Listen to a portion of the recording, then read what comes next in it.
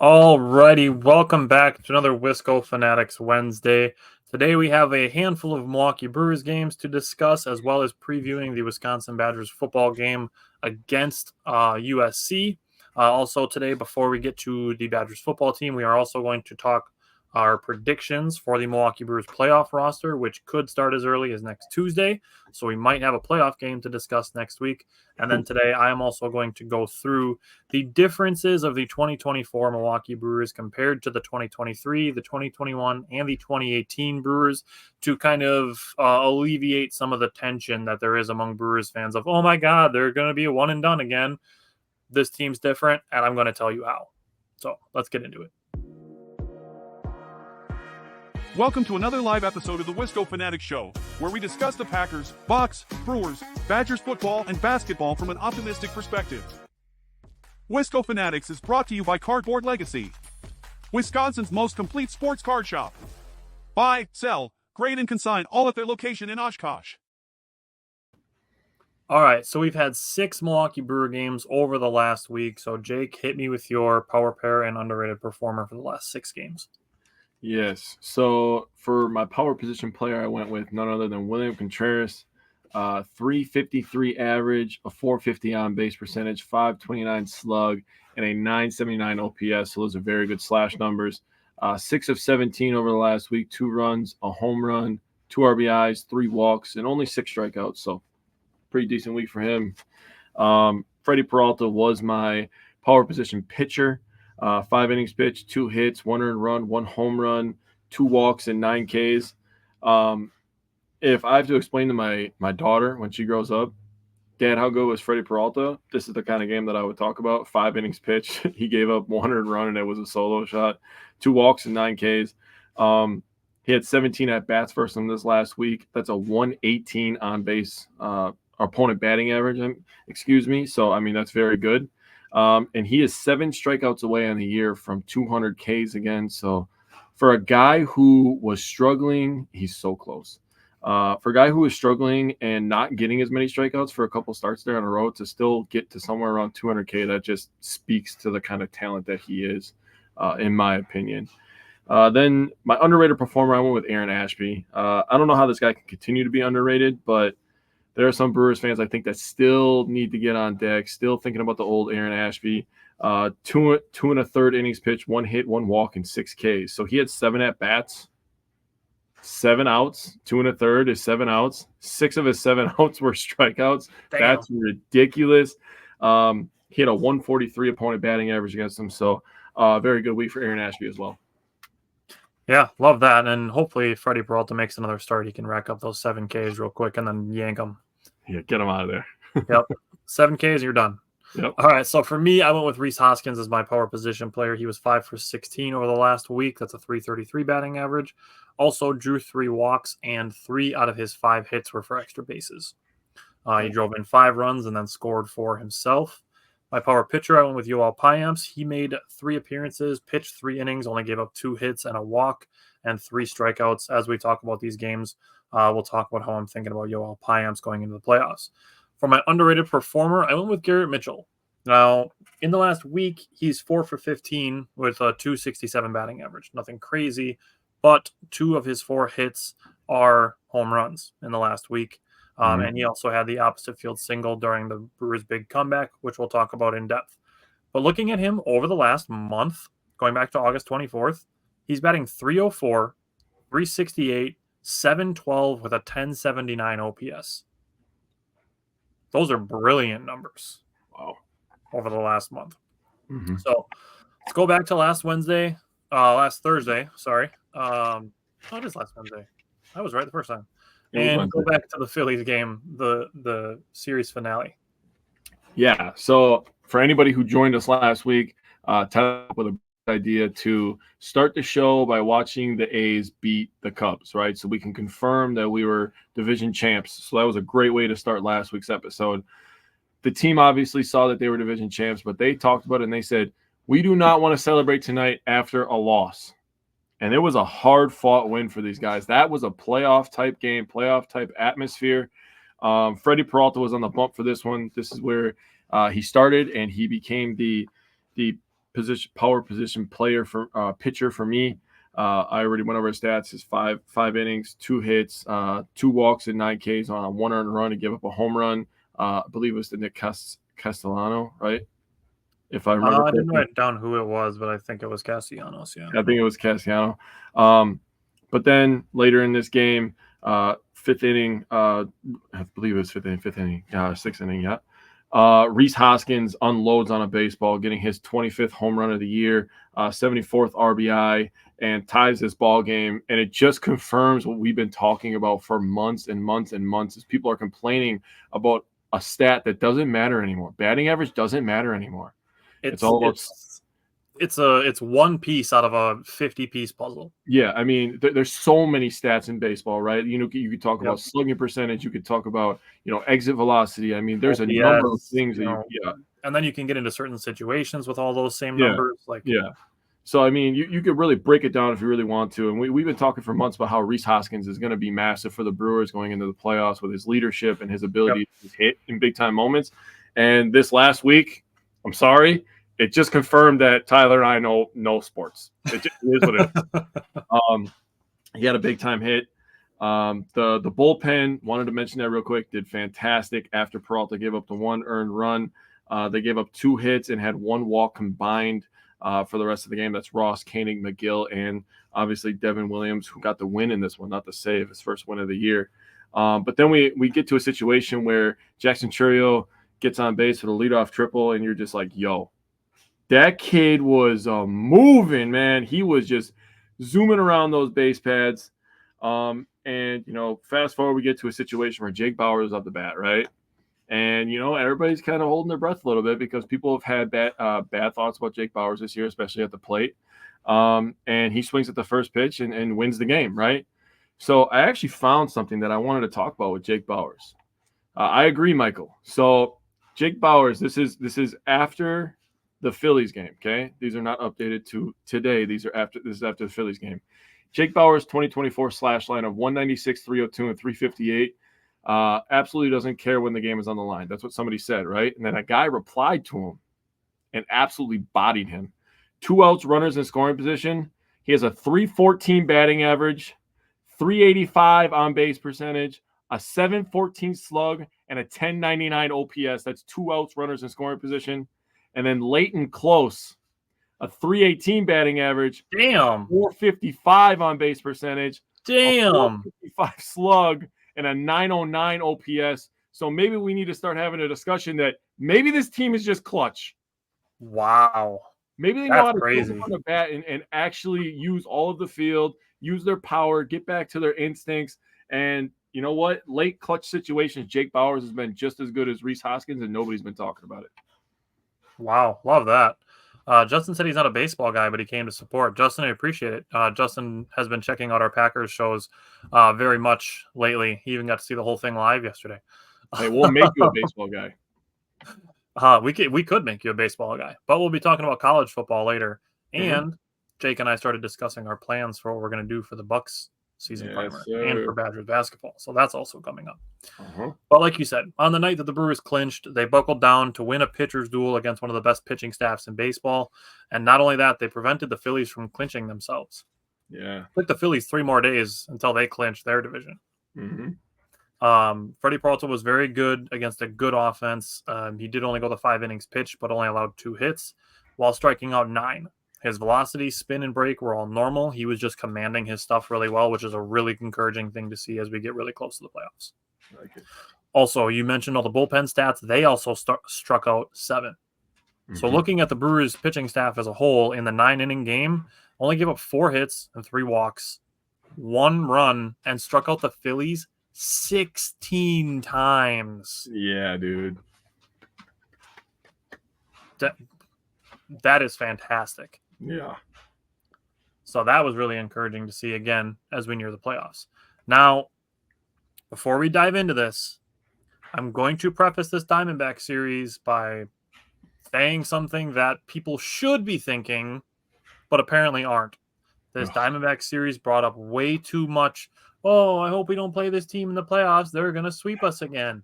Or, oh, the Brewers aren't gonna be one and done. Atanasio is just satisfied with making the playoffs. Like, this team was supposed to win 79.5 games. Yes, we are satisfied with making the playoffs because we weren't supposed to. Not this year. We weren't supposed to win 90 games this year. They got 5 games to go yet. Yeah. We have 5 games to go, and they're already at 90 wins. They are already 10.5 wins past where they were supposed to be. So, yes, we are satisfied with making the playoffs this year. And anything else that happens is gravy from this point on. But this Diamondback series, the Brewers had taken 6 of the previous 9, including 2 in San Francisco, 2 in Arizona, and 2 of 3 from the Phillies, who hadn't clinched their own division yet. Yeah. 3 consecutive series wins. They took 2 or 3 days for people to completely jump ship off the bandwagon. After 150 games, it took 3 days for people to be like, nope, this team's one and done. Now, this is the thing. Because, yes, we'd have liked to see them, challenging for one of the top 2 seeds. But here's the thing. After Wednesday, they were still 3 games back of the 2nd seed. And they aren't still technically eliminated from it yet, but they need to, win out and have one of the other teams lose out. But the thing is, they were 3 games behind both the Phillies and the Dodgers for one of the top 2 seeds. Both of them hold tiebreakers over the Brewers, so the Brewers were more like 4 games behind. Because they would have needed to be 1 game ahead, not with the same record. Because the same record, they would have still gotten the 3 seed. So to make that up within 10 games, I think is a little unrealistic to expect that. With how good those teams obviously are. They are the 2 best teams in the National League. So I'm not saying the Brewers should necessarily settle for what they are. But if we are being realistic, even us as the optimistic, if we're being realistic, expecting to make up 4 games against the Phillies or Dodgers out of 10 games to go, I think is a little unrealistic. So if we're being realistic, the Brewers were probably still destined for the 3 seed, barring something insane, which again, if you're playing the odds numbers, I don't know the exact odds, but if you're telling me that 95% of the time the Brewers are going to end up as the 3 seed anyways, I'd rather focus on having guys rested, healthy, getting guys days off who are dealing with soreness and tightness and, whatever, and focus on being fresh and ready for the playoffs. Okay, so I'm going to jump in right now. Yep. I'm going to talk about one specific point that you wanted to talk about, and that was, oh my God, the Brewers are going to get swept against the Diamondbacks in the playoffs. I got a little news for you. The 3rd best record in the National League right now is the Padres. They're on fire. They're only 2 games back. And they could still win their division. They could. Guess who the Diamondbacks play the last series of the year? Guess who's going to be playing really, really hard? Guess who the Braves play? The Royals. The Royals are still playing tough too. But if the Diamondbacks aren't careful, because they lost last night and the Braves won last night, and right now I believe the Mets and Braves is still postponed. I saw it was earlier before we started the show. If the Diamondbacks aren't careful, they're going to get jumped by the Braves. And I'm not saying that I'm running from the Diamondbacks, but I'd rather have the Braves or the Mets. Now, if we have the Mets and the Mets play 3 games against us to end the regular season, that's the last series of the year, and then we play them right away in the playoffs, just keep them in Milwaukee. Why would you fly back? That makes no sense. Right. Just keep them there, put them in the haunted hotel, make them have some nightmares, and then they got to go face our nightmare lineup where we're taking 100 pitches every at-bat. So that's just my 2 cents on it, is that the Diamondbacks didn't lock anything up. So why is anybody just concluding that that's who we're going to play? They got to play a because they beat us with a bunch of our starters out. What was that? Because they beat us with a bunch of our starters out. Oh my God. I don't even know what to tell people anymore when they complain about that stuff. Do you not understand what we're trying to get healthy. Yeah. We're trying to give guys rest because we're about to start our 2nd season. That's what the playoffs really is. In every sport, they call it the 2nd season. So once you clinch and you start your 2nd season, it's go time. There's nothing holding you back anymore because now you're going for the gusto, right? So to get your guys healthy and a little bit of rest, get their legs feeling better, arms feeling better, back, whatever it is in the situation, maybe get your head right. Maybe that's what was wrong with some people. Maybe give them a little bit of rest. That could be a good thing that can go a long way. And they did get back-to-back wins, last game against the Diamondbacks and then last night. So, I mean, for people to just jump ship after a couple of days is just ridiculous to me. Michael said the Padres are the only team that make him nervous. They're on fire, dude.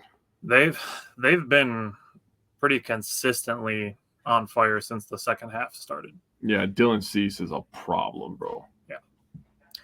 All right, so game 1 of the Diamondback series, this was day 10 of 13 straight games. So again, we're talking about rest and recovery. They're playing 13 straight games after clinching the division. So they're in the midst of that.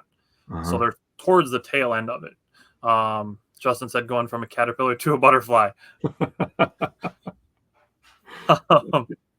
So the Brewers this game were resting Willy Adames, and they were rotating some guys in. In doing so, they had 15 strikeouts, still fewer than they got against the Phillies the night before. Aaron Ashby did get back on track in this game. He allowed an inherited runner to score on a sac fly, so it was on and out. Hobie Milner did a good job, retired 6 straight across 2 innings. Tobias Myers, not his best. He had an error that drove up his pitch count, not necessarily a bad start, just kind of a short one. And that's a trend that will continue as we talk about these games. So, Jake, what's it up to from game 1? Yeah, so the hangover crew, that's the first thing I wrote down is the hangover crew struck today. Only had 2 guys and runners in scoring position. They were 0 for 2 in those situations. Mitchell hit a home run. His 7th of the year, got 19 RBIs. Obviously a solo shot. The Brewers lost this one 5-1. But yeah, I was really just kind of watching the rotation and how they were. When I found out that Willy Adames was out, I should say, I was just kind of watching to see who was all going to be playing, how they were going to rotate, how they were going to handle the next few games. That's really what was on my mind. I was just like, listen, they're not sending it in or mailing in the rest of the season. But if they take a day or two, it took them 3. Take a day or 2 or 3, and you get right for the playoffs. That's all I care about, honestly. So that was really all I wrote down for this one was the hangover crew struck. And I'll say this: if the Brewers, because all of the teams playing in the playoffs are playoff teams, shocking. If the Brewers do manage to lose their first round playoff series, that doesn't mean that they should have been pushing guys at the end of the season. That doesn't that would not prove anything. Right. That they should have changed anything. It's like talking when we talk about the Packers and about playing in the preseason. Like, there's nothing that strongly correlates between playing in the preseason and playing in February. Like, those things are not mutually exclusive. Okay, game 2, I wrote down literally 2 things. The Brewers ended up losing this one 7-4. The second inning against Colin Ray was stupid. A bunch of soft contact hits, like guys just like putting the bat in the path of the ball, and it's like, oh, that's a single, cool. 68-mile-an-hour exit velocity single, cool. So it's like, okay, yep, well, this was stupid. I will say in the bottom of the 5th inning, it was really encouraging to see Jackson Chourio get an infield single after twisting his ankle going for a ball that was hit to the wall in left field. And then it led to back-to-back home runs, so that was cool. The Brewers scored 3 more runs with 2 outs, 3 home runs in the inning. They made it a 4-4 game. Made this game exciting. Did end up losing overall, but still, game 2 of the Diamondback series was exciting for most part. Yeah, I wrote down that they fought back after being down 4-0. Showed the power, showed the clutch gene, showed the grit that we've all come to know and love from this Milwaukee Brewers team in 2024. Also, shout out to Chourio, 21st steal in the year, and Bryce Terang, number 46. So he just keeps ringing up a higher career high every steal that he gets. So hopefully he can get to 50. Yeah, that'd be sweet. Game 3. This game was another one where the Brewers are prioritizing health and rest. Yeah. William Contreras and Jackson Chourio both had the day off. This was game 13. This was game 12 out of 13 in a row. Hobie Milner had back-to-back good outings. I'm looking at the Brewers pitching staff as a whole. 6 walks is too many, and then 3 to the top 2 batters. So the top 2 in the order both had 3 walks apiece. And then looking at the Diamondbacks, they're the top scoring team overall and the top scoring team in Major League Baseball in the first inning of games. So that's what they do. They jump out the leads and then they score more. So honestly, I didn't really have a ton to take away from that game either. It's really just it's prioritizing the health and the rest. Yeah. What's up, Dan? How you doing? Yeah, it was just this one was tough to watch. I won't lie to you. Losing 5-0, striking out 13 times. Just another game, like you said, that they're prioritizing health, trying new guys. This was the day that they let go of my boy Anoli Canoli. Then he signed with the Cubs, which really sucks. I don't know why. I don't know. I don't know either. But I do have an idea, but I'm not going to say it. It is what it is. Okay. Michael asked a question. I'm sure he'll get to it, but as you know, I'll have to leave for work. Curious as to who your 3 starting pitchers are for the playoffs: Peralta, Savali, then Myers, Ray, Montas. You want to give a 3, or do you want to try to say 3 at the same time and see where we differ, or do you want to go first, or you want me to go first? I mean, we both have Peralta. Yes, Peralta is number 1. We both have Myers. I would put Myers 3rd. I knew we both had him. Yep. Now, the one that I don't know who you have is Montas. I would put Montas 2nd as well. Hey, look at us, dude. I would do Peralta, Montas, and Myers would be my 3 starters. I like it. And here's the thing with Savali and Ray. I would say you can take Tobias Myers and you could put, say, DL Hall with him. Mm-hmm. Because if Myers gets into any trouble around that 70 to 75 pitch mark like he had during the season, you pull him immediately. Mm-hmm. There's no trying to get extra outs out of starters in the playoffs, which we'll talk about this when we get to the playoff roster predictions. So we'll get to that. Game 4 of the series was the exciting comeback. The Brewers were down 8-0 at one point, and the tears were flowing. Oh my gosh! On social media, flowing, bro. Like Lake Michigan damn near flooded into Lake Winnebago with the tears of Brewers fans. Dude, they were flowing in the stadium too. They were booing the team, bro. Day 13, 13 straight games, including 6 on the road. And this is holy hell, dude. Get a grip. Pressure, and I'm gonna say a Craig Counsell quote right now. People might not like it, but pressure is a privilege. And when you can't handle pressure and you show it in this fashion, you show that you are not prepared to handle any sort of pressure. Yeah. And I'm going to be straight up with you. If that's how you're going to react, I do not want to talk to you during the playoffs. Oh, man. If you can't handle pressure, do not watch. I am so serious. If your first reaction is to start crying that nothing can be done because they've lost a couple games in a series and are losing a game that means nothing, really doesn't, before we are 5 games away from the playoffs, or 6 games away from the playoffs, it's 5 as of now, but after this game, 6 games away from the playoffs, and people are freaking out. Get a grip. You have 6 days. 6 days to get a grip. Now, this game, Frankie Montas did have a short start. He was also only pulled after 68 pitches. So this is, again, the Brewers shortening everyone. They are prioritizing rest and recovery for everyone, including the starting pitchers, especially the starting pitchers. Mm-hmm. The bullpen picked him up, which was really good to see. Mm-hmm. We did have the pretty ballsy base running by Joey Ortiz in the bottom of the 6th, running with his head down, running through the stop sign. But it worked, and I don't think he even saw the stop sign. I think he was just running with his head down because there was 2 outs.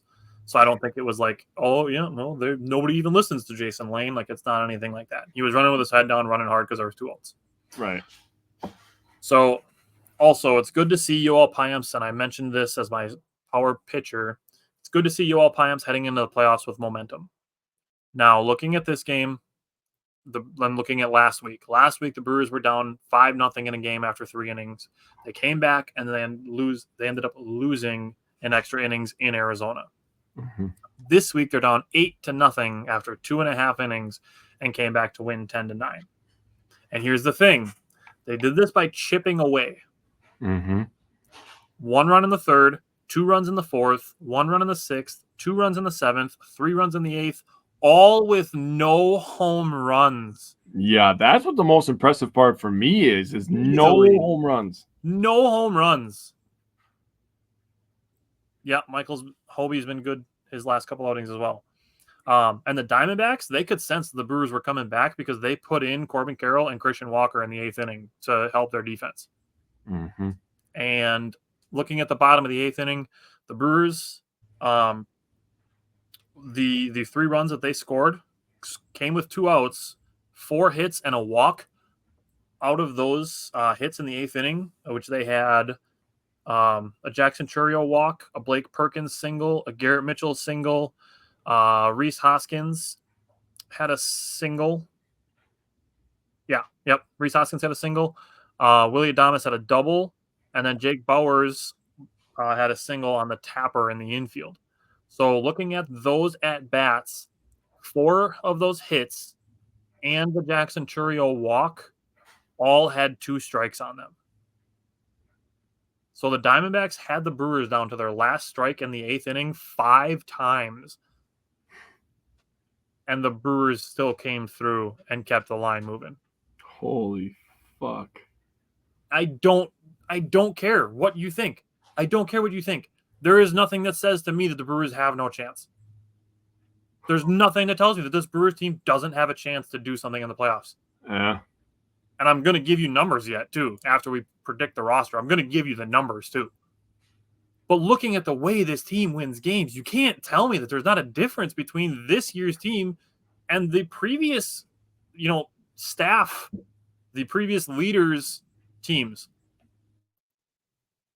This team is different. They're built different. I mean, we talked about it last week. We brought up a stat that was tweeted out by our friend of the show, Stephen Watson. The Brewers have the best record in baseball when they don't hit a home run. Now, again, they're under 500, but they're the best at that statistical category. Mm-hmm. Every other team is like really freaking bad, and the Brewers are like barely under 500. So it's like, dude, they can win a game any single way. They can win a pitching matchup. We saw it against the Phillies, one of the best teams in baseball all season long. They can win a game coming back from down 8-0. They can win shootouts. They can win anything, any kind of way. No home runs. They scored 10 runs without a home run, dude.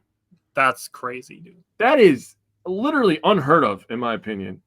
8 players with RBIs, 9 for 18 runners in scoring position. I wrote down that the fans were booing. I think it's a little ridiculous, but it kind of woke the team up, in my opinion, where they were like, oh, okay, you guys want a show today? You guys want a show today? You guys want to win? Oh, okay, let's just go win. Let's just score 10 runs. We don't even need to hit it over the wall. Let's just go get some good ABs, And then they just scratch across 10 runs. Unbelievable. Now, one thing I wanted to talk about, Murphy was talking about it. Sorry, I couldn't read my handwriting for a second. It's very chicken scratchy. He was talking about maybe Montas tipping his pitches.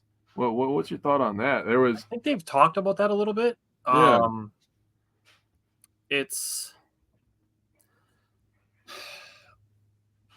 I don't know. It's got to be something with his release point or something like that, or the way he holds his glove or something. I've seen stuff. It's got to be something like that, but it's got to be something subtle that hopefully between Montas, the catchers, Chris Hook, and Pat Murphy that they can figure out. Yeah. Because if we're going to make him our second pitcher, because I talked last week and I said that, he's not afraid of any moment. You could see when he's up there, he's just like, I don't care who's standing up there with a baseball bat. I'm going to throw this shit at you. So good luck. And that's what I love about Frankie Montas. So hopefully, like you said, they can figure that out. I respect the Brewers pitching lab almost more than any other certain specialty in Wisconsin sports. If you're talking across all major Wisconsin sports, I think the pitching lab has to be up there with the most respected. Packers quarterback gurus. That was the only thing I could think of. They pump out offensive linemen too. So thinking about how they've done with offensive linemen, I would say also. Yeah. That's what I was saying. The Bucks, they've done a pretty good job over the last couple of years, kind of getting bargains on some players and making them pretty good, in my opinion, too. Malik Beasley, he kind of cooled off during the end of the season, but they got him on a pretty good deal last year. Bobby Portis has been wondrous. Say what you will about Pat Connaughton, but he helped us win a championship. Yeah. I mean, the Bucks have been pretty good at getting deals on players too. So just wanted to throw that out there. Yeah. Okay. Michael said Montes is awesome until that one inning. Every outing, it seems like he can have 4 to 5 scoreless, but 1, 3, or 4 run inning. And I mean, the one that he had in Colorado, the 3 runs that he gave up was a 3-run home run. Yeah. So like that's like, you know, a 1 inning example. So that's that. Okay. Let's go to last night's game. The Brewers were off on Monday, so they played last night, the first of 3 in Pittsburgh. They have 3 games on the road, and then they have 3 games against the Mets at home. So let's go with last night's game, and then we'll get into some playoff stuff. Okay, before we talk about this, we were talking about it last night after our Packer episode. I'm going to cuss, so anybody who doesn't like cussing, cover your ears. Fuck the ownership for the Pirates. Fuck the GM. They're doing our man Rowdy so goddamn dirty. They are what Brewers fans think Mark. Holy hell. That is straight human garbage. That is garbage. They are who Mark Atanasio is thought to be among Brewers fans. That's what they are doing. Yeah. The guy is 5 ABs away from 200K. 4, sorry. 4. He's 4 ABs away from a 200K bonus, and they're like, I think you just take a seat. Yep. We'll let you start free agency a little early. And, you know, there was photos going around from some Brewers PR people, and they're showing photos, and they still have flags up with Rowdy Tellez's face on there. I'm like, bruh, that is so messed up. 5 games left in the season. Why are they going to start taking stuff down when there's still 5 games to go yet? I know, but to have that's the only reason they did it was to save themselves $200,000. That is insane. They deserve every bad thing that happens to them for the next 10 years. Good luck getting a free agent that wants to sign with you. Yeah, seriously. Especially a veteran. What do you think Paul Skeens thinks of that? Paul Skeens is a stud. The guy's He's probably thinking, like, I'm going to be out of here as soon as my contract goes up. Yeah. And it just goes to show something that Tyler's been harping on, something that we've heard Pat Murphy talk about. The people are the biggest weapon for the Milwaukee Brewers. And it's not just talking about us, me and you. Not just talking about the fans, although it does matter. Talking about the people in the goddamn building, too. Yep. Because those people that run that, Matt Arnold's of the world, they're tremendous human beings. So good by them for being good people and staying true to their word, because that is garbage, in my opinion. And I don't want to hear Pirates fans complain about nothing, because they deserve all the bad things that happen to them. Mm-hmm. Now, we get into the game. The Brewers had multiple 3-run innings last night, the 2nd and the 7th inning. In the 2nd inning, they had 7 batters. They scored 3 runs on 3 hits. Adames stole second base after he had an infield single, making him and Churio the only teammates in Brewers history with a 20 home run, 20 stolen base season. Only duo in Brewers history to do that, and we're getting it this year. And people jump ship after a few games. Oh, by the way, the Brewers are the only team, the only one, not the Dodgers with their billion-dollar roster, not the Phillies, not the Astros, not the Yankees. Nobody else has had – the Brewers are the only team without a 4-game losing streak. The only one. The only freaking one. That's crazy, dude. That's crazy. How you can just jump ship after a few losses. Can you imagine being on a 4-game losing streak? Because I can't. Haven't seen it this year. Yeah, no. Can't imagine what it's been like. So congrats to Adames. Good job by him making some history. Some more MLB history for Churio to etch his name next to. The guy's just going to have his name all over MLB history by the end of his career, which I hope lasts 20 years in a Brewers uniform. Yep. Then in the 7th inning, the Brewers had 8 batters. They scored 3 runs, and how they scored those 3 runs was 1 hit and 4 walks. So the Pirates pitching staff helping out the Brewers, so good job by them. Now talking about the Brewers pitching staff, now Myers didn't particularly have the greatest day, but he didn't really have a bad day. I think it was a tune-up game for him. That's what I wrote in my notes. This was just a tune-up. Yeah. After the 2nd inning, Pittsburgh had 5 hits, no runs, and 1 walk. The 1 walk happened by Ross in the 9th inning. So the Brewers pitching staff, they shut shit down. The Brewers got some clutch hits, padded the lead, and this was just a good old-fashioned Brewers win to get them to 90. And you know what? Another 7 runs scored without the benefit of a home run. That's pretty sick. 17 runs without a home run. love that. That's so tough. Because Yeah. it's like, oh, you keep the ball in the ballpark? Doesn't matter. Yeah. Brewers can beat you on the bases with walks. Yep. All right, so the Brewers have 2 more. Like I said, 2 more in Pittsburgh, and then they have 3 against the Mets at home. I will be there on Saturday. So if anybody's going to the Brewer game on Saturday, like, let me know. I'll be there. Snow Globe Day. And then we will probably have game 1 next Tuesday. Game 2 is probably going to be next Wednesday evening. So we will probably be discussing playoff games going into next week. We'll probably have 1 to recap. Yep. Now, for Patreon, there is votes for a Brewers playoff game on Patreon. So right now, the tentative plan, should the Brewers win one of the first 2 games on Tuesday or Wednesday, the plan is for Jake and I to do a watch party for the potential clinching game next Thursday. Mm-hmm. That is the current tentative plan. If the Brewers say win the first 2, then we will figure out something for the NLDS. Yep. And we'll figure out a game for that. Should there be a chance where the Brewers lose 2 and we don't get a chance to do one, we'll figure out with Patreon what we're going to do for October for watch parties. So yeah, we'll figure it out. But the ideal situation is to do it for next Thursday. Yes. And watch a win and see the Brewers moving on. That would be the ideal. That would be the best. All right. Ready to do this? Let's predict the playoff roster. I think I'm ready. Okay. Before we start naming names, what I want you to do is I want you to tell me how many pitchers and how many batters / position players you have. So I wanted to give myself an opportunity to be as accurate as possible on this. So I looked up last year. They had 11 pitchers and 15 position players. And then I think about how different this team is this year. Mm-hmm. I have 13 and 13. Me too. Hey, nice. Nice. It just felt right when I was writing them down. I was like, yeah, he's got to make it. And then he's got to make it. And then, I'm not sure about him yet. Let's start on the position players. Yes. You can just give me your top 11, because I think there are 11 absolute locks as far as position players go. So just run them around and I'll check mark them off and I'll tell you which ones I also have. All right. So this is just how I wrote them down. I was just thinking out loud one day when I was sitting down, and this is how I wrote them down. So I have Churio. Yep. Frelick. Yep.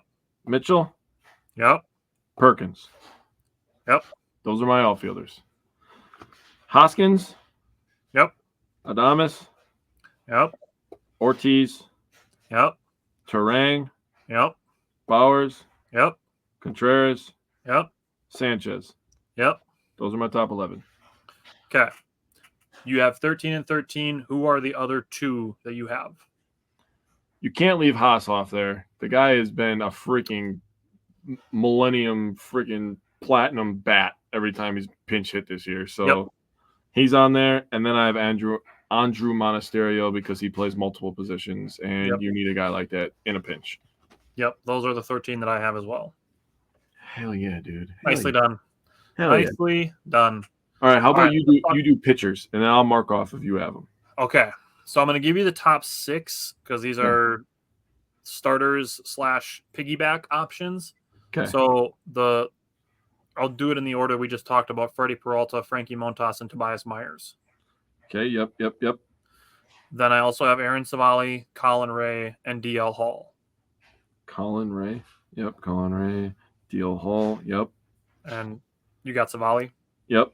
I have Savali and Ray with lines between, because I did starters and then relief, and I have a line between Savali and Ray between starter and relief because Ray's kind of been doing that already the last couple. And same with DL Hall, he's kind of on that long relief / piggyback starter role. Yep. Okay, then I'm gonna go from the 9th inning in to middle relief. So Devin Williams. Yep. Trevor McGill. Yep. Yoel Payamps. Yep. Brian Hudson. Yep. Aaron Ashby. Yep. Jared Koenig. Yep. Say it. Say the last one. Say it. Nick Mears. Ooh, I have Ross. You have Ross. Okay. Yep. I could see that too. And I originally had Hobie Milner. But I crossed off Hobie Milner and I put in Nick Mears because right now I have 3 lefty relievers and 4 righty relievers. Yeah. So there's plenty of lefties in the bullpen, especially with DL Hall in there. So I took Hobie Milner off and I put Nick Mears on. Yeah, that's why I didn't put Hobie on there too, even though he's been pitching better as of late. I was like, dude, we got so many lefties, bro. Now, I also wrote at the bottom of my notes a asterisk that I could see one of Tyler Black, Isaac Collins, or Brewer Hicklin as possible pinch runners instead of Andrew Monasterio or one of the starting pitchers. Yeah, I can see Isaac Collins. I can see Tyler Black too. Yeah, those both make sense to me. Yeah. See, did Mears get off the IL? I saw he was. He did a bullpen yesterday, and they're expecting him to be activated, quote, any day. Yeah, that's what I saw yesterday too. So I was kind of like on the fence with him. So I was like, I'll go with Ross. Could also cross that off, and could also have Bryce Wilson in there. Bryce Wilson. Yeah, he pitched yesterday as well too. So yep. It's the last spot. We agree on it. Whoever it's going to be, it's going to be between Mears, Ross, and Bryce Wilson. Those are the three guys that are going to be fighting for one spot, in my opinion. Right. Or could still be Hobie Milner. Wouldn't shock me if it was Hobie Milner. Yeah, I can see that. All right. So what I have here for you now, for all of the people who are worried that the Milwaukee Brewers can't win a playoff series because they haven't in the last couple of years, or that they can't win a playoff series because they've been taken out of the playoffs early the last couple of years, what I have is the 2024 Milwaukee Brewers stats as of today. So this is going to be through 157 games. Mm-hmm. So I don't have the numbers. I have the ranks of where they rank in baseball with a bunch of team statistics. Mm-hmm. And then I also looked at a bunch of individual statistics for what the Brewers have individually in the roster. Mm-hmm. Mike, I hope you come back when you have a chance and come back to this segment, because the Brewers 2024 identity is so much different compared to what they've had in previous seasons. So here we go. I'm going to warn you, some of this might shock you. So here we go. Starting with offense. This is part one of the offense, looking at the Brewers, where they rank offensively in team average, on base, slugging, OPS, home runs, walks, strikeouts, and total runs. I just want everybody to know that this is my first time seeing this as well. Tyler did not tell me he was putting this together. So yeah, this is interesting. So you look at, this is 2018, 2021, and 2023. This Brewers offense is leaps and bounds better. Dude, they're 1,000 times better in slugging, OPS, base percentage, walks. I mean, strikeouts is about the same, but when you're getting on base more and then you're still hitting for more power and you're scoring more runs, I mean, what can you complain about, really? And they're higher in walks. Yeah, so they're going deeper into counts, period. But you look at average, the highest out of the 4 years is 2024. On base percentage, the highest of the 4 is 2024. The slugging percentage, the highest of the 4 is 2018. Second is 2024. OPS, 9th in 2018, 10th in 2024. Mm-hmm. Home runs, this Brewers team doesn't rely on them as much, but they're still higher than they were in 2023 and in 2021. And as we've alluded to multiple times, the Brewers have the best record without a home run. Yep. So that doesn't factor in super hard for me. Yeah. Walks. Brewers are second walks in Major League Baseball this year. Yeah, that's wild. They're 11th in strikeouts. They were striking out less last year, but they also were walking a little bit less. And obviously the batting average is a huge difference from last year being 23rd to being 9th this year. Yeah. And then runs, 2018, 12th. 2021, 12th. 2023, 17th. 2024, 5th. Yeah, that's wild, bro. This team is different. They are built different. They play different. And it continues with slide 2 of offense. So this is individually, except for the stolen bases, individually, the Brewers this season have 4 players above 20 home runs. That's Churio, Hoskins, Contreras, and Adames. They have 8 players who have hit 10 or more home runs. This includes Christian Yelich, but it doesn't include Garrett Mitchell, who's got 8 home runs in 64 games, and Eric Haas, who has 5 home runs in 28 games. 5 home runs in 28 games, dude. The Brewers have 2 players between 50 and 69 RBI. They have 2 players between 70 and 84. They have 1 being Contreras, who is between 85 and 99. And they have 1 Willy Adames, who is above 100 RBI. This year's Brewers team is 3rd in stolen bases, with Bryce Terang leading the way with 46. Yeah. And the Brewers have 9 players who are batting over 250 with more than 25 games played. I didn't have space to put that on here, but this is for players who have played more than 25 games. So it's not just like I'm putting guys on here who have only played like 3 games, but still have a high batting average. I like it. So 20-plus home run hitters, tied with 2018. 10-plus home run hitters, 8. That's 1 less than last year, but they have more 20 home run hitters. Mm-hmm. So the closest that this parallels is the 2018 team, the team that was a game away from the World Series. Yeah. Looking at oh my dude, the RBI, and this goes back to the previous slide where I mentioned that the Brewers were 5th in runs after being 23rd last year. Mm-hmm. And you can see this with the runs batted in. If you are listening to this, take the time to pull it up and be able to look at the graphic of it, because the Brewers did not have a single player between 50 and 69 RBI or over 85 RBI last year. That's nuts. They had 3 guys in that 70 to 84 range. And I believe it was Yelich, Contreras, and Adames. Yes, those are the 3. Probably Adames. Then you go to 2021. They only had 5 players over 50. Nobody over 85 except for Avi Garcia, who had 86. Avi Garcia was our leading runs batted in player in 2021 with 86. Yes. And then you look at even 2018, there was still 4 players over 50 RBI. Thanks, Kim. And then looking at stolen bases, the Brewers as a team were 11th in 2023 and 2021. They were 4th in 2018, but that was more of a team, a team thing, which this year's Brewers team is as well, to go to 3rd in Major League Baseball, led by Bryce Terang with 46. Yeah, that's a lot. I mean, 46 is a good chunk. That's nothing to scoff at. That's a lot of stolen bases. Yeah. And then again, the batters over 250, over 250 batting average. 9 is tied with 2018 for the most that they've had in their last, or in some of their most previous playoff runs. So I gotta say, so far into your presentation, great job, by the way. This is really good stuff. Do not compare last year's team to this year's team, because you're gonna look like an idiot. That's this what I'm team getting at. is leaps and bounds better than last year's team offensively. Yeah, I agree. Reggie loves it. It's seriously, it's not even close. It's not even remotely close. Yeah.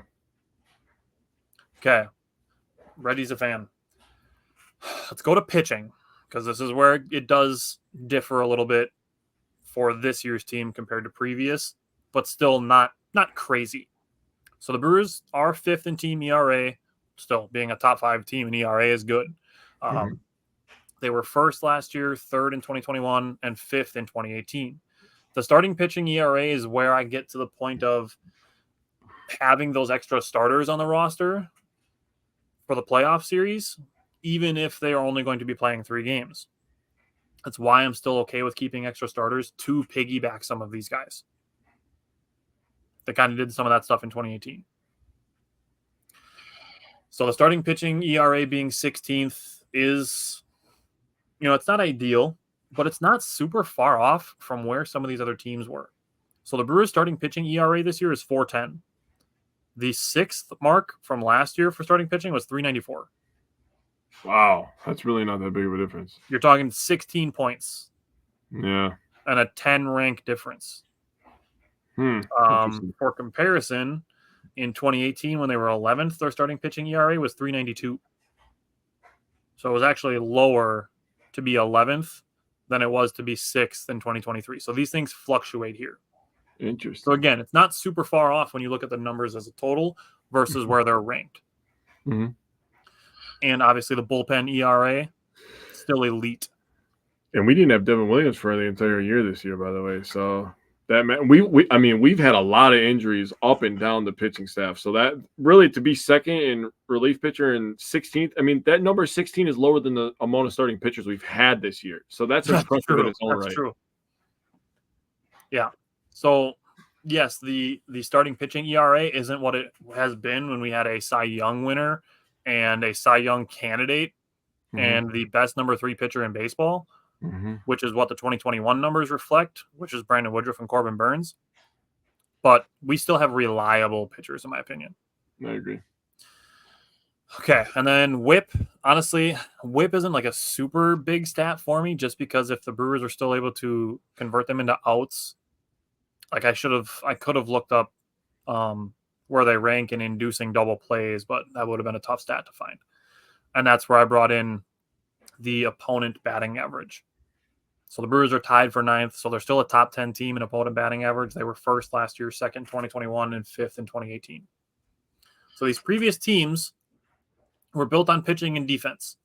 And I would add into the identity of 2018 that they were also built on hitting home runs. Yeah. So there was pitching, defense, and then 2018 was pitching, defense, and home runs. This Brewers team has added offense to the ways they can win. So the last thing I have is the defensive numbers. Pretty rough in 2021. But other than that, everything's on par of what you would expect. The Brewers are top 5 in every category. So dude, this team has something that those other teams didn't have, and it's grit. Those other teams had talent. I feel the grit with this team, the heart with this team, the energy that might be just induced by the young guys. I feel like that's what the major difference is, and the way that they're managed matters too, in my opinion. And I think that they are better top to bottom. Yeah. As opposed to being carried by 1 or 2 or 3 players. Yeah, I agree. So if we look at this one more time, defense is pretty comparable across the board, except for 2021 when they were not great. Pitching, it's not terribly dissimilar. It's pretty similar across the board, even though the Brewers starters haven't been as good this year. Yep. But overall, still pretty similar. But when we get to the offense, the 2024 Brewers offense is so much vastly better. I cannot use enough words to describe the big difference that from this slide and this slide with the Brewers offense, how much better it is than it was under Craig Counsell. Well, then the other thing that you don't see on here is just the average team speed. This Brewers team now is just so fast, which is why they don't need the home run numbers that you see over in 2018. To your point, you said they relied a lot on home runs. Obviously, last year they didn't hit a lot of home runs. They weren't fast either. They get on base. They're second in walks. They get on base. You can go 1 through 7. You can name 7 players off the top of your head right now that are in the top, plus percentage of speed in Major League Baseball. That matters, especially in the playoffs when things get a little bit tighter. They hold the ball a little bit tighter. You spike one into first base. Oh, the ball bounces off the wall. Oh, it's not second base. It's third base now with no outs. That's the thing, is that the Brewers have all of these guys with the speed that can take an extra 90 feet. Yeah. You have guys that can go first to third on any hit to the outfield. Yeah. You can put in hit and run situations. You have guys that can score from first base easily on doubles. Oh yeah. We're in a much, again, I cannot strongly enough convey how much different this team is. Yeah. So the demons of this team is going to be one and done again. They could, but it's not because they've been one and done in the past. That's not why it's going to happen if it does. This team is different. Agreed. All right. Anything else you want to say on the Brewers before we move into Badgers? I wish I could take like an emoji chef hat and put it on you right now because you just cooked, my boy. Great job. I appreciate that. All right. Well, with that, we are going to move into Badger football. Welcome, Mike. Welcome back. And we only have preview this week, no recap because the Badgers were on bye last week. So, Mike, welcome in. And kick us off. What are you looking for from the defense against USC? Oh man, well, yeah, glad to be back here, guys. Go Brewers! First off, hell of a run. I think the most impressive stat I think this whole year. Sorry to get off topic. Is the No, you're good. The two out scoring with how much they've scored with two outs. I think that was. I mean, there's a lot to like, right? But I just can't believe like how well they've done this whole season with scoring with two outs. I think that was such a difference maker for this whole season. So I just want to throw that out there real quick. So props to them. So going into this weekend, I mean, there's a lot of question marks of, it starts with the quarterback. Are we going to see more young guys play? Are we going to see, what else are we going to see? I think what I am looking forward to seeing, or I would like to see after Washington, Michigan game, this defense has to create turnovers somehow, man. Like that, we are lacking that so much, this year, whether it's, just an intercept. I think the only one we've really had is that interception by Xavier Lucas game one, that interception, right? So we're just seriously lacking. And that's in all phases, whether it's through the pass rush, causing a fumble or, getting an interception. So I really, really want our defense to create some turnovers. I mean, you look at the Michigan game, they had a pick six and they had one strip sack on USC, and that ended up being one hell of a difference to the game with how it ended. So, that's what I'm looking forward to. I mean, as far as, individuals, I've tooted my horn about this. I think Tackett Curtis needs to see the field a lot more this game and even going forward. Christian Allegro, same thing. I'm hoping we get to see Xavier Lucas potentially a few more snaps as well. And D-line, I mean, shit. As far as I'm concerned, that position right now is still open season. I know Elijah Hills has probably done the best out of everybody, but I still think that's an open competition that is really up for grabs, at the end of the day. So collectively, I would like to see some turnovers going into this game because I think, we get even, +2 or even win the turnover battle. I think we have a shot at winning this game. Sure. And we'll talk about this. We're not ever going to be like, oh, no, Badgers have no chance. Like, we're going to try to find the ways they could win. So that's what we're here to do. Yep. So, Jake, what are you looking for from the defense? So I went specific and I went defensive line, right? So the thing that I was looking at is I looked at what does USC do on offense? 63.3% of the time they pass the ball, 36.7% of the time they run the ball. They average 26.3 rush attempts per game. That's 124th in the country. They pass the ball 43.3 times per game. That's number 5 in the country. Wow. So if you're thinking about things that the Badgers have to do is they have to get after Miller Moss. Is that his name? Yep. Yeah, his name. Yep. Miller Moss. For some reason, I kept telling myself that it was Mason Miller. That just sounds like a much better name than Miller Moss. Like, you've heard of people having two first names, never a person having 2 last names. That's just wrong in my opinion. But Miller Moss, that kid's actually a baller, to be honest with you. He stands tough. He got his ass beat a little bit against LSU. He stayed clean for part of it, but he was getting whooped a little bit. And then he was getting whooped a little bit against Michigan. Michigan front four was getting after USC. I was watching that game as well. The Badgers have a 6.82% sack percentage. That is number 46 in the country. I think they're going to have to up that number, be a little bit more consistent this game, get after Miller Moss. They're not going to try to run the ball down your throat. So let's go get after Miller and force the issue. We have the talent in the DBs in the back end of this defense. It's the front four that has to win, in my opinion. Yeah, and that could be something. I'm just going to keep going on the vein of the pass rush. That could be where the coverage could come into effect. If the Badgers can force a coverage sack or two. Yeah. Could be a big thing. And that's why I added on with covering the linebackers. I'd like to see some pass rush from the outside guys.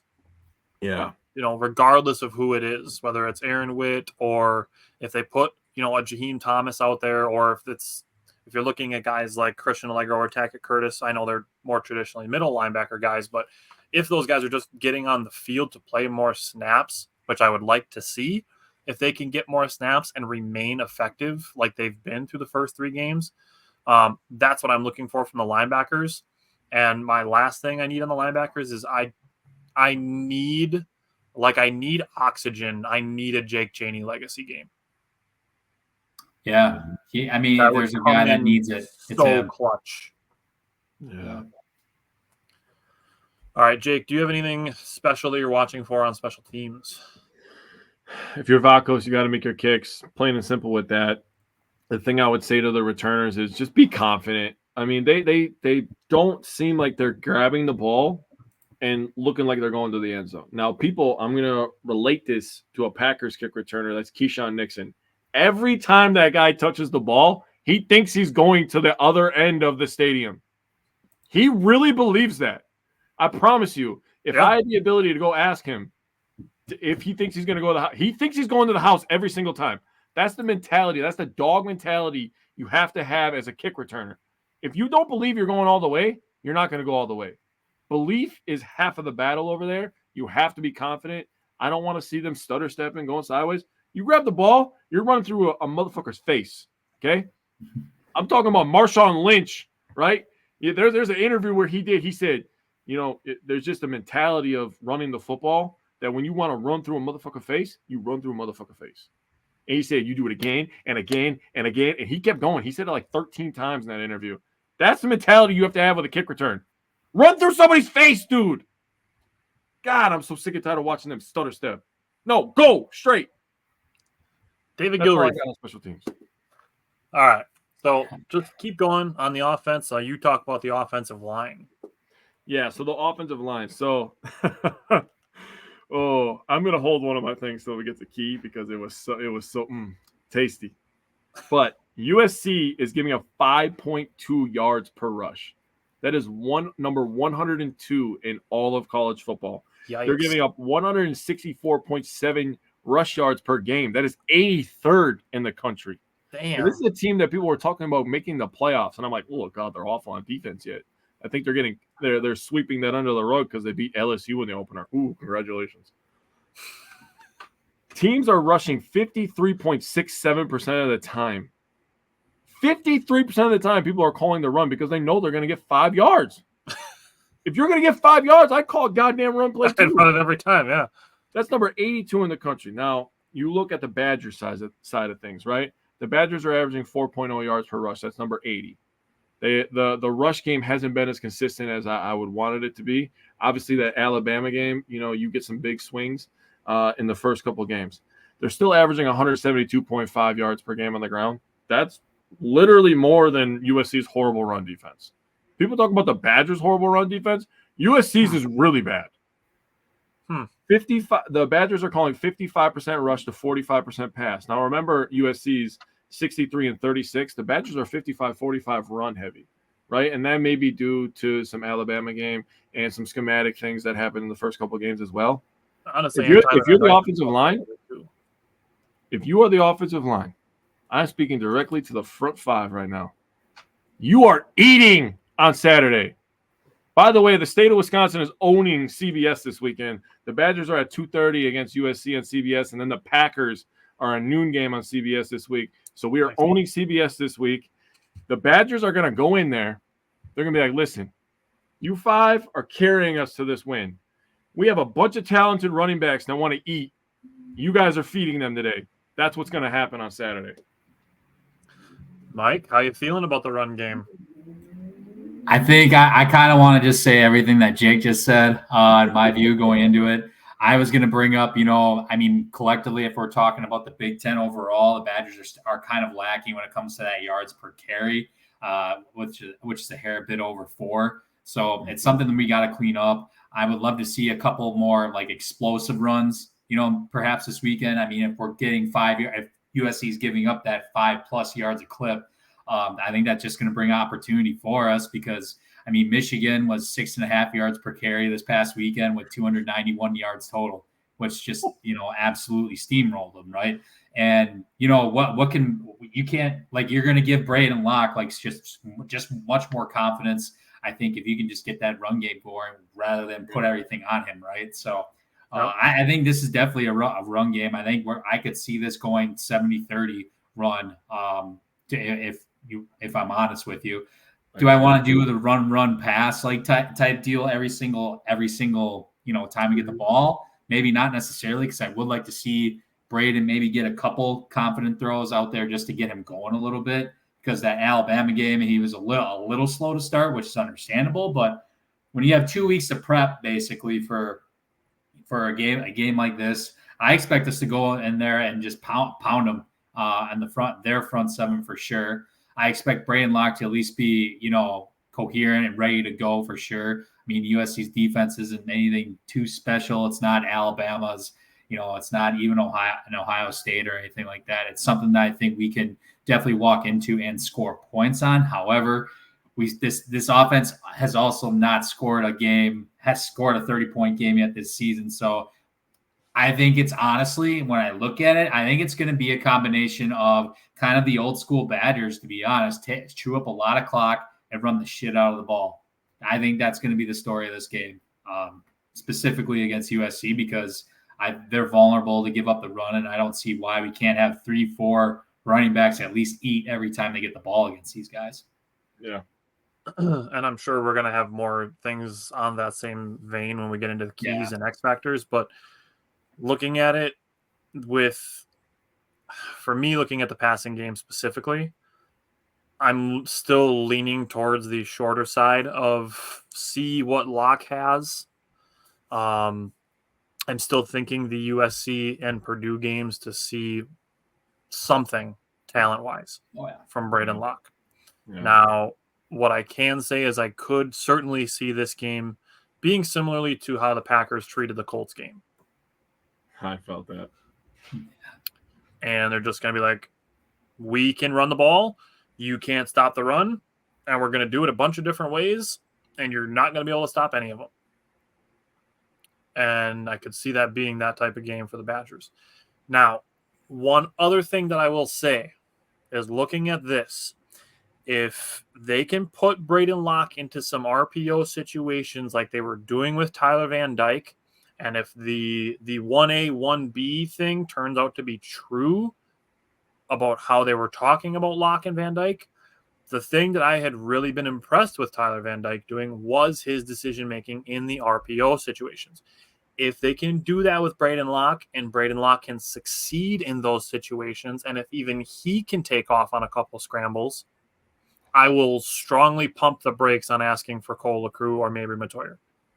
Mm-hmm. But I need to see it. I have to be able to see it happen. I can't be just told that in training camp in the spring that they view these guys as 1A, 1B. I have to see it, because what I've seen so far through the first two games was that Tyler Van Dyke was understanding the offense, and as they were getting more game experience, they were getting better and scoring more and moving the chains more. I need to see that from Braedyn Locke to feel confident in him. Yeah. So it starts with USC this week. So, Mike, coming to you, who is your X factor on Saturday?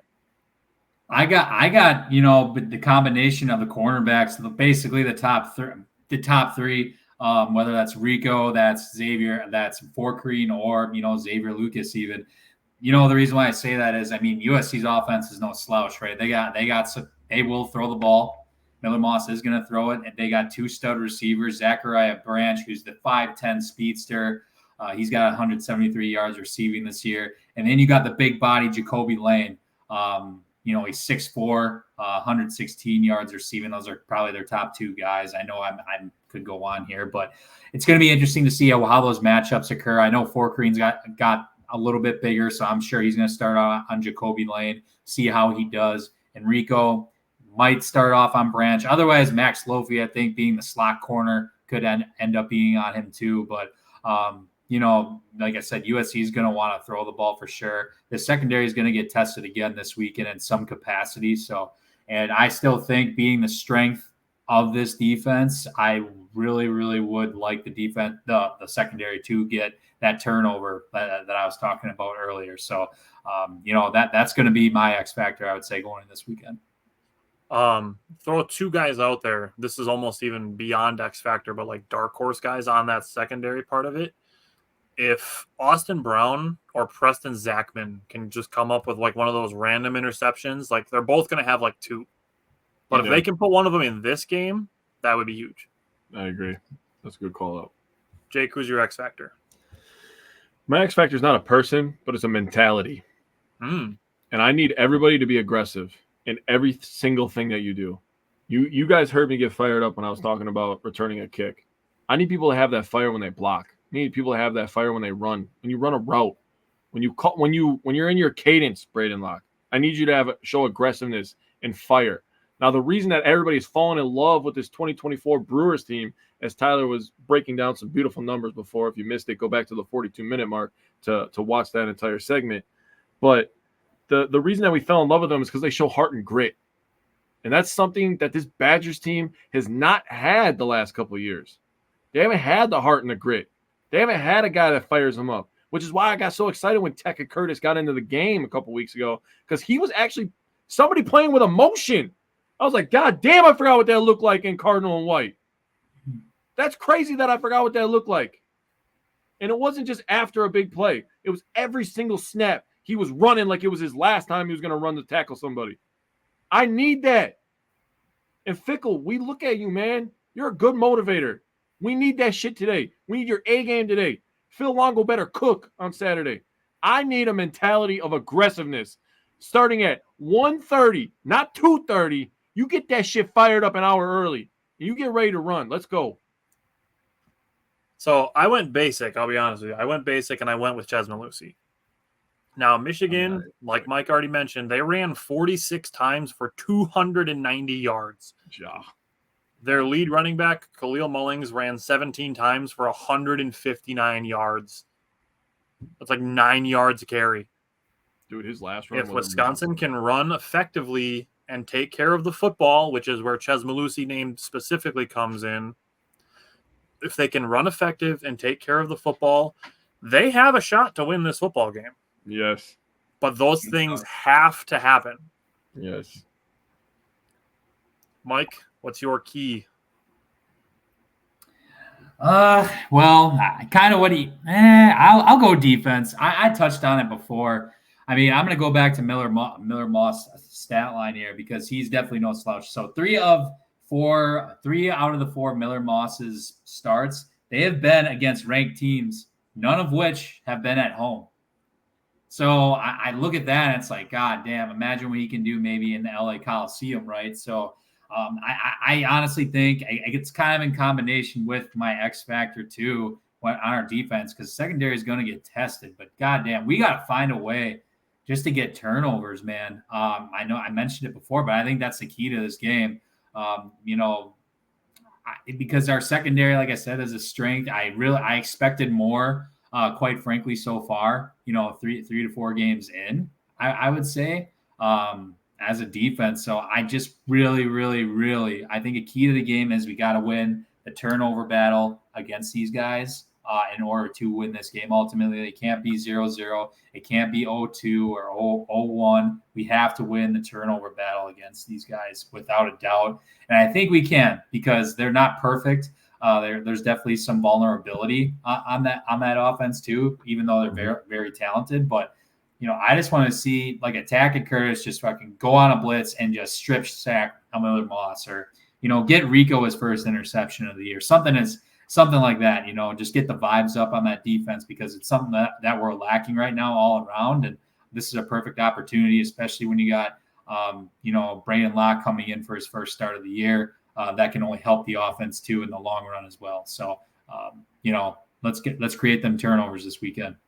You're staying consistent on the turnovers. So. Yeah, no, because it's something that we're lacking this year. It really is, if we're going to be honest. So, I'll give you one more stat. So, Michigan, they pressured Miller Moss 43% of the time on his dropbacks.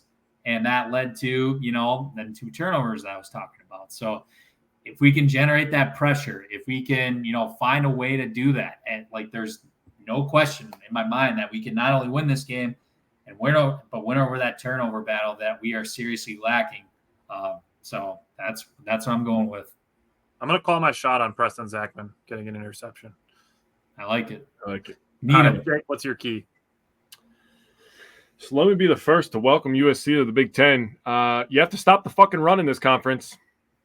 Just go ask Nebraska about, 12 years ago? You have to stop the goddamn run. This ain't no cute shit over here. This is grown man football.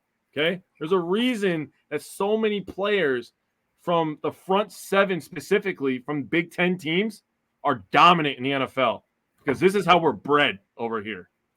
We are men. We could play throw old offensive school linemen style in there football. too on the other side of the ball. Agreed. We have to run the ball between the tackles. 90% of Michigan's runs came between the tackles. Damn. We have heard numerous times just in this little podcast here about how many rushing yards, their average, the attempts that Michigan had last week. 90% of that was between the tackles. So they said, listen, we're going to line up right here. We're going to run the ball right here, and you ain't going to do shit about it. That is Wisconsin football to a T. Literally, their weakness is our biggest strength historically, right? So this is really, in my opinion, if I had a little bit of extra money to throw around, I'd be throwing some shit down on the line because USC is favored by 15.5 points. I'd be throwing hundreds of dollars down on that because Wisconsin's going to run the damn ball between the tackles. They're going to keep this game close. Even if they get an L, they're going to be keeping this game close just because of the style of play. Run the ball between the tackles. Welcome USC to the Big Ten. Make them 0-2 in the conference and prove that they don't know how to stop the run. So on the conference loss that they suffered to Michigan, I'm going to take a play out of Michigan's playbook, and it's not necessarily strictly out of the playbook, but just out of emulating what they did. And the key to me is balanced scoring. Yeah. Michigan scored 7 points in the first quarter, 7 points in the second quarter, 6 points in the third quarter, and 7 points in the fourth quarter. That type of balance is one of those things where, like, you don't let USC build a 10-0 lead, or you don't score a touchdown on your opening drive and pull a Tennessee Titans and not score a touchdown until late in the game. Yeah, right. So keeping that in balance, not making it feel like USC has built up confidence that, oh, they jumped out to a big lead and now the Badgers are scoring, 14 points in garbage time. Like, be consistent and balanced with your scoring. And to the point of sustained drives, if you can just have one 6.5-minute drive per quarter where you're coming away with ideally touchdowns, again, that's just another one of those things where we're talking the formula of how Wisconsin can win. That's how they can do it. Yep. All right, Mike, 2 score predictions, one from the head, one from the heart. Give me your score prediction from the head. So from the head, based off of what I've seen this year, I got to go 20-27 USC. Based off of, this is the eye test, based off of what I have seen so far this year. I just think, number one, nothing has given me that much confidence yet that we're going to score over 20 just overall. That's just what I've seen so far this year. And then number two, USC can score at the end of the day. So that's why I went 20-27. I do think we definitely cover in this game. But yeah, that's what I'm going with. So I have 24-13 USC, and it's still just, for me, I need to see something from Braedyn Locke. I would happily be wrong on this, but from what I've seen from Braedyn Locke so far, I don't have, like Mike said, the overarching confidence that I'm going to be shocked by what I see. So I would like to see something, and I would happily be wrong on this, on only having 13 points for the Badgers. So, Jake, what's your score prediction from the head? This hurt, but I have 20-17 USC. Close game. Doesn't make sense. It's going to be close no matter what, in my opinion. Okay. Mike, give me your score prediction from the heart. The only reason why I'm doing it this way is because I did pick them to win at the beginning of the season. So I got 27-24 win. I think we have the opportunity. I think it's going to, like what I kind of reiterated earlier, I think we're going to have to chew up some clock, and we're going to have to run the shit out of the ball in order to win this. And Braedyn Locke's got to make those casual, maybe 10 to 15 yard pass plays. Kind of similar to how like a Scott Tolzien was when he was playing for the Badgers. Run heavy and make those occasional big time throws. I feel like Hornibrook was kind of like that too. Yeah. I feel like that's how Malik Willis was on Sunday. He made like 4 throws. That's actually a good, decent comparison, actually. But I don't see Braedyn Locke running for 73 yards. But still. Why do you think I said we need a dual threat? Yeah. You literally hit like 4 passes, and then you use his legs as a weapon, dude. He would dual threat would be filthy in this offense, dude. Yeah. So, yeah, I will go with the win with my heart on this one. That was more so because I picked them. But, yeah, I mean, it's not like we can't do it. So we definitely can. We just need stuff to click. So. And that's what it is. That's why we do the two different ones. We do the optimistic, everything goes right, the ideal scenario. And in that scenario, keeping with my point on balanced scoring, if the Badgers can score 2 touchdowns and finish 3 drives with field goals and score 23 points, I think the Badgers could win 23-21. Oh, I like it. So I had defense showing out a little bit in mine. I mean, that I flipped the 17, so they score 17 and we scored 23 in this one. So I have 23-17 Wisconsin to control the clock. We've all kind of been talking about it. The offensive line is going to have to feast this week. So hopefully the defense is ready and hopefully the O-line is ready. All right. So I didn't tell you guys that I had this, but Adam Gorney for Rivals wrote an article this week about college coaches in their second year of coaching. Mike's nodding, so I'm assuming he's read it so far. But looking at it, some of the second-year college coaches that have gone on to build very successful programs like Texas. Steve Sarkisian started 13-12 at Texas. Eli Drinkwitz started at Missouri 11-12. They are a top 10 team in the country right now. Dabo Swinney started 15-12. James Franklin at Penn State started 14-12. Mario Cristobal at Miami started 13-13. Nick Saban started 7-6. Pete Carroll started 6-6. Joe Paterno started 5-5. Kirby Smart started 8-5. Second-year coaches currently in college football are 92-96 overall. Yep. Four of them have winning records. You want to guess who they are? If you can guess any of them, I'd be impressed. You're going to get one of them, obviously. Well, Fickle's one. Fickle is one of them. Tell me a conference. Give me a clue. Give me something. There's another one in the Big Ten. Second year coach, Big Ten. Well, Indiana, Signetti's on his first year. That's not Indiana. No. Nope. Yeah. Not Northwestern. Michigan, Northwestern. Not Northwestern. Shit. It is Northwestern. Yeah, Northwestern. Yeah. It is David Brown of Northwestern. Yeah. And there's one that is in the ACC, and there is actually both of these two are in the ACC. It's not Duke. Nope. Georgia Tech. Georgia Tech is one. That's Georgia a good Tech. One. That's a freaking great pull, Mike. Holy crap! Yeah. Who the hell thinks Georgia Tech? That's a good one. Georgia Tech. It's not Cal, is it? It's not Cal. It's another red team. SMU. Got it. No.